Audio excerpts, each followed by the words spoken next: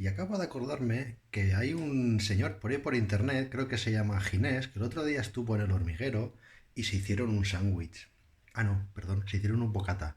Un bocata así ligerito.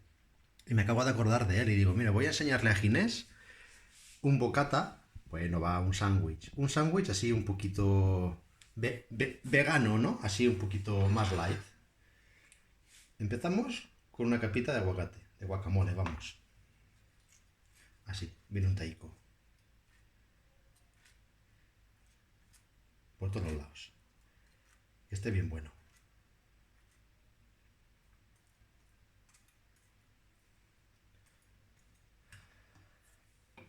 Ahora un poquito de pimentito, así bien asadito al horno.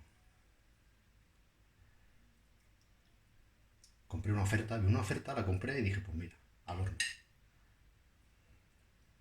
Así que le dé un poquito de frescura al bocata.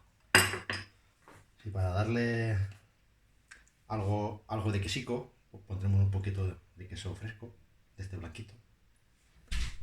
Ahora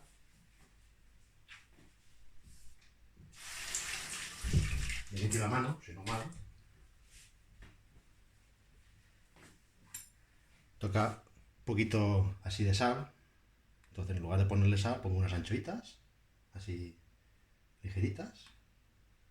Con dos tengo bastante. Y ahora, para darles un poquito de proteína, pues le echamos un poquito de huevo. Así, ay, perdón, se me ha cortado. Sí, está un poquito pasaico, que no me da cuenta hoy. Cojo pobrecito y lo pongo. ¿Siguieron, chicas? Uno, dos y tres. Me voy a limpiar las manos.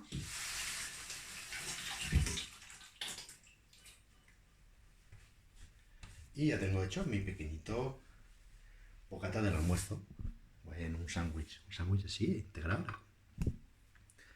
Qué bueno, ¿eh? Mira, mira. Mira, Ginés. Esto igual a Pablo le gusta más. Un poquito más, entiendo yo. Pues nada, venga. A ver si acabo de almorzar. Ah, bueno, y así un poquito de darle un poquito de toquito, pues unos arandanitos. Es un poquito de frutilla. Nada, voy a ver si me lo como, que este es el segundo. A ver si acabo de almorzar. Venga, buenos días.